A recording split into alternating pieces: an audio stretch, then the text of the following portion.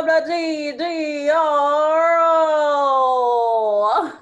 We are your hosts, Roxanne Gallo and Zachary Hines. Hey, Rox. hi. Are you getting ready for your flight around the world with Santa? I am. I've been bending and stretching. Dee-da-dee, dee-da-dee-da-dee-da-dee. We've reached our last episode of 2020. Well, I'm so excited for 2021 and all of the trouble that we're going to cause. And I'm super excited to ring in the new year with you in person for our Chill Year's Eve on the Riverwalk. We're going to have Ari Kai and Rebecca Pulley and his hem and Steve Miller to give us some laughs, because we gotta laugh our way out of this dumpster fire every year. But ladies and gentlemen, the outfits will be extravagant. And you have to come to the show to see them. It's going to be a moment of culture. It is, and it's all going to be beautiful right there in the Riverwalk with UT in the background and the lights at night. It's going to be magical, and it's going to be safe. And we're going to have a great time, and we're going to imbibe on drink specials and food. And we're going to love our lives. Are we going to imbibe? Well, we have a really great episode of TTRL for you, so let's get to it.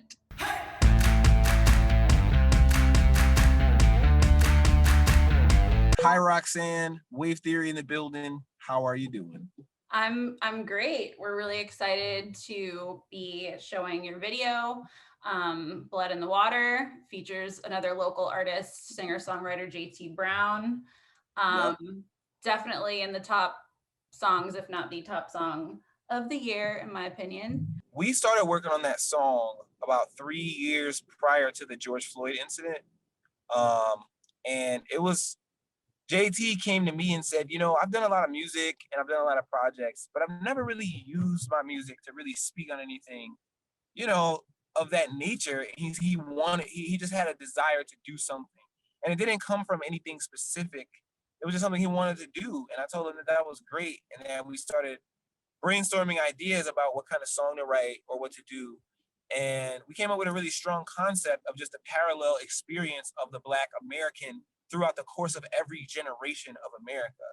And that's really the theme of the record. And then over time, when things started to heat up and protests started to go on, we started to kind of feel like, man, we really need to get this record out now because it's important, So we did. And, a bunch of guys came in.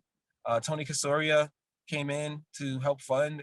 Tobin, who's with Admix, who's an architect. Those guys really came in and helped out. Dylan Melcher did the documentary. George Goldberg did photography and filming. So many people got involved because they wanted to support the cause. Even the car was donated by the company who gave us the car because they just supported the message so much. So yeah, it started out a long time ago, but we saw it through till it was pure quality and wanted to release it perfect, Can you tell us a little bit about your trip and about Wave Theory and stuff? We went to Tulsa, Oklahoma, and then as soon as we got there, we went to the Black Wall Street Gallery. And one of the first things we did was take a historic tour of the Greenwood District, which is where the Black Wall Street Massacre actually happened, like the center of it. And it was absolutely overwhelmingly just life-changing to go on that tour. The guy's name is Cody. He's in Liquid Lounge, which is a coffee shop on Black Wall Street that's Black owned. Anybody that goes in there, expresses interest in the history, he will give a tour. You won't find him on Google. You won't find a phone number. You won't find a website. But that was probably the most meaningful experience I've ever had as a musician ever in my life. There were plaques on the ground commemorating the businesses that were there, and seeing how many of them were rooted up from the ground, just taken out of the ground. There were plaques dedicated to the business owners there that were smashed in, like destroyed. It was a lot.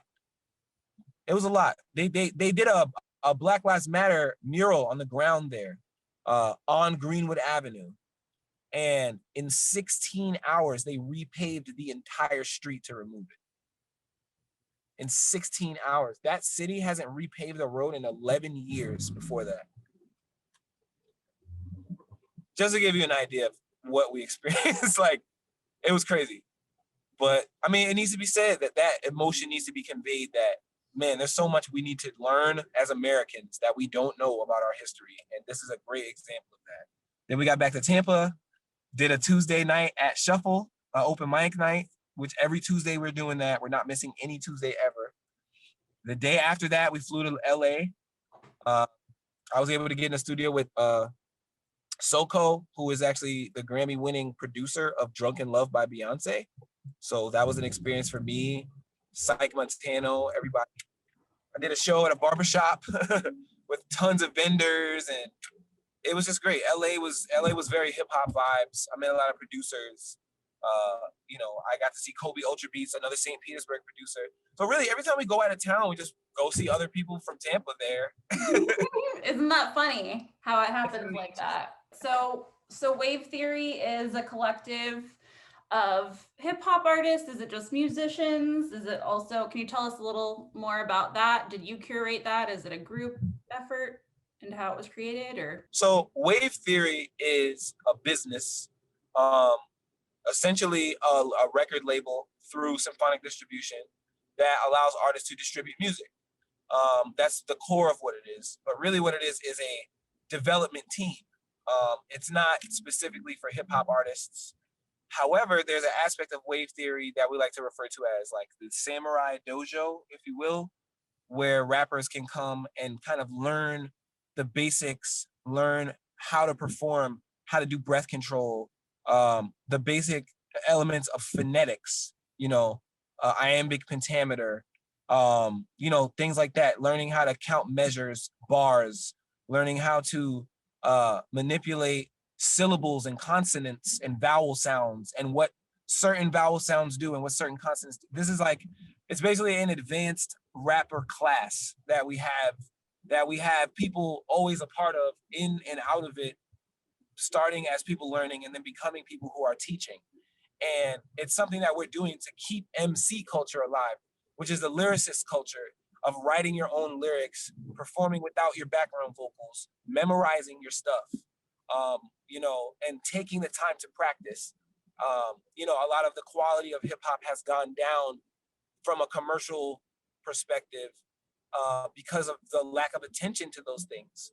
And the live experience of hip hop has suffered as a result of that. And my goal is to retain the quality of the live hip hop experience, by sharing that knowledge with any MCs who are interested in, advancing their level of performance. So that's the hip hop side of it. But really, we deal with a lot of R&B singers, singer-songwriters, bands. We have models that we deal with, photographers, videographers. Visual art is a huge component of what we do and almost like an essential collaborator to our music side. So Wave Theory is a collective that is about giving people with talent the tools that they need to operate as professionals in their respective industries. I feel like there's no point of being successful unless you can pass the success down to people the same way it was passed to you. So that's what I'm trying to keep alive in Tampa. So Wave Theory presents an open mic night every Tuesday at Shuffle. Yes, it's awesome. And it's an open format. So we don't have a set genre.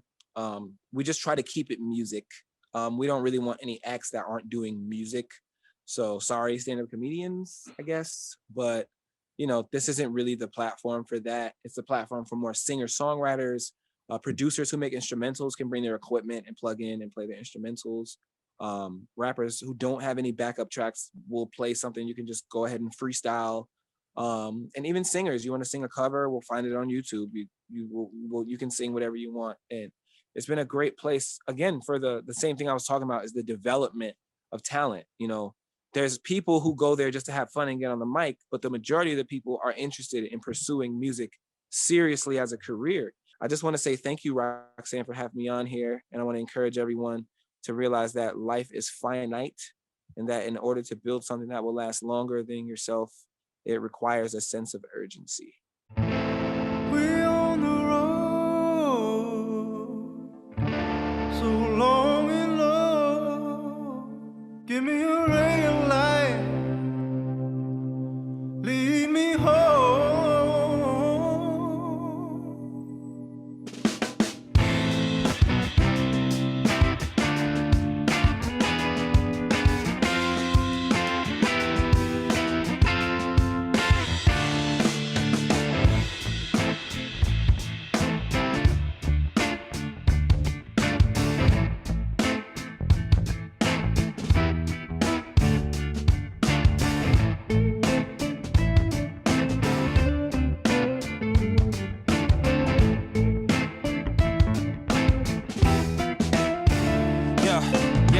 Yo, I'm just a nigga on the block in chains, with a price on my head, watching a stock exchange. Bought and sold with the promise of being locked in cage. They breaking families unfazed, I just watch amazed. The black market I'm branded, consider inventory. They don't consider me human and still ain't bidding for me. They call us the land of the free. I've seen a different story. Pay a figure, buck break a nigga, get him to build it for me. The pressure seems unreal, I need consent to breathe. They'll whip every slave in the county if I attempt to leave. Probably drawing court of my family, that's if I just could read. Gut me for my ancient religion, that's if I just believe. This glass ceiling on my life won't shatter. I'm feeling like my black light don't matter, telling me run. Instead I go through my trials with survival, my number one priority, focused on the intelligence of my son. Blood in the water, go on and choke it down. Down for your father, 'cause what goes around comes back around. It's blood in the water, go on and choke it down. Down for your father, 'cause what goes around comes back around. Hanging on the block on trees, victims of violence too. And taking drags till Emmett unrecognizable. This strange fruit isn't haze, feel it dividing who's riding versus trying to pour gasoline on the problem. And escape is what I need. A little drink, a little reefer, but I get stopped and get arrested. I'm thrown in prison for chief and it's wild. It may be that the same reason they sent me here gon' make white folks millionaires in like 50 years. Inventing rock and roll to cope with injustice from here to London. Not surprising how they've stolen it from us. Let us get a little richer than it was Johnny B. Good. Watching Elvis singing records with our sound from the hood. For clan members riding striding with hoods. I'm trying to grow into a rose and leave the dirt that they water with fire hoses. I hope I live through the fire. Survival my number one priority. Focused on the betterment of my son. Blood in the water, go on and choke it down.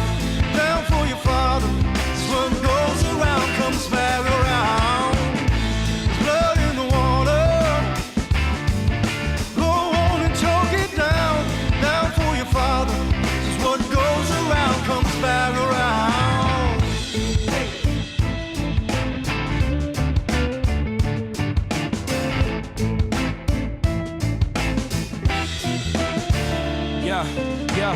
On the block catching bullets and taking shots. We just trying to get drafted instead of clapped by the cops. I used to play 2K online, eventually I had to change. They called me a dirty nigga every time I won a game. I thought we was one and the same, but I watched the television and the president's insane. And his negligence is shame, never gave a damn about us, and the evidence is plain. My question is, what progression have we made? 'Cause if I'm rocking a hoodie in the rain, I could die for that. If I pull out my wallet and behave, I could die for that. If I'm jogging, preparing for my game, I could die for that. Imagine if we fight back, how the hell we surviving that?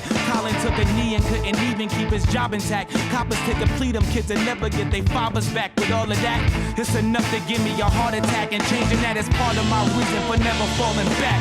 Yeah. Blood in the water, go on and choke it down. Down for your father, 'cause what goes around comes back around. Blood in the water,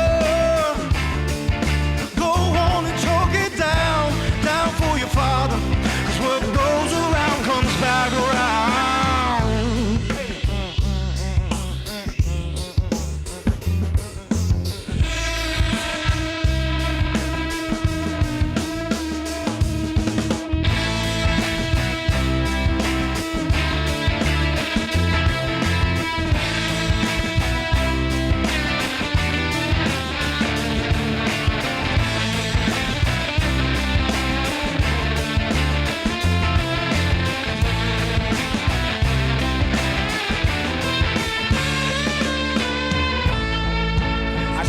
To live, treated equal, that's a lie.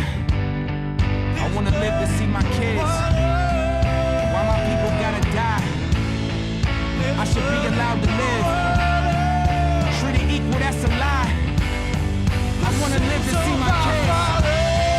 Why my people gotta die?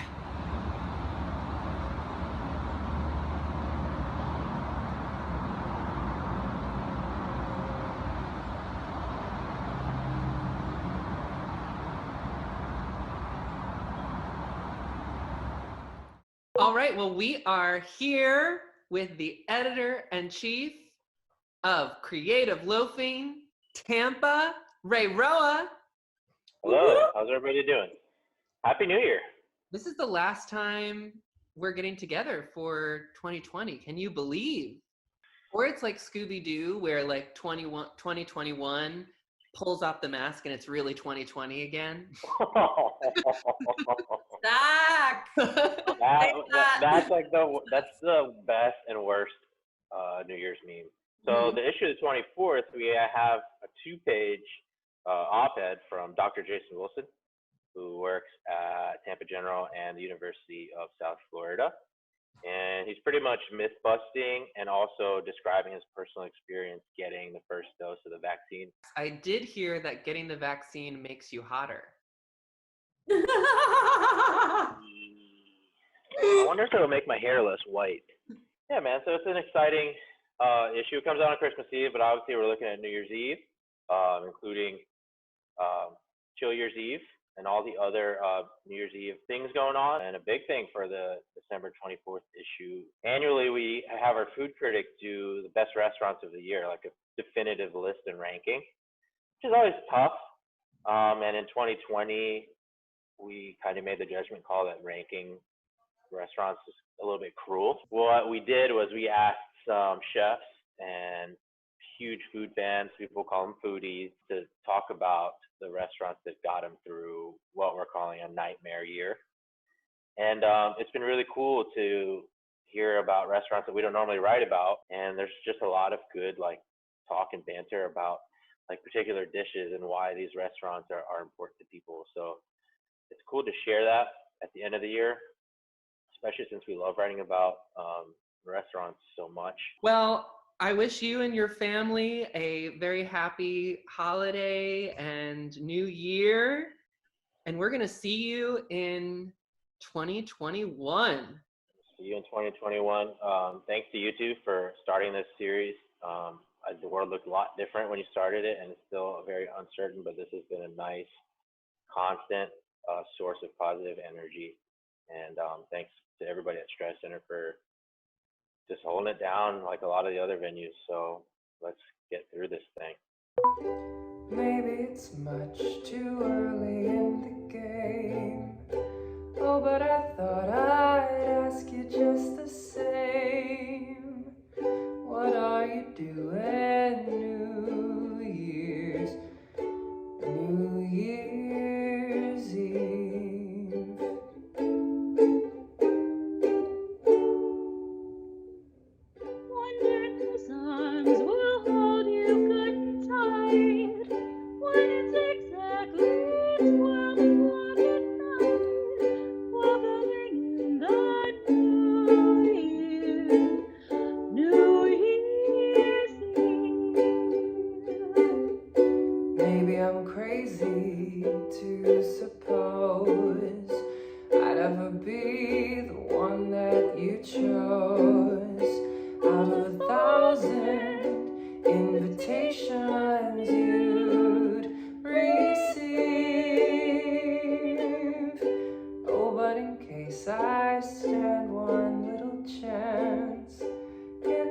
Jackpot question in advance.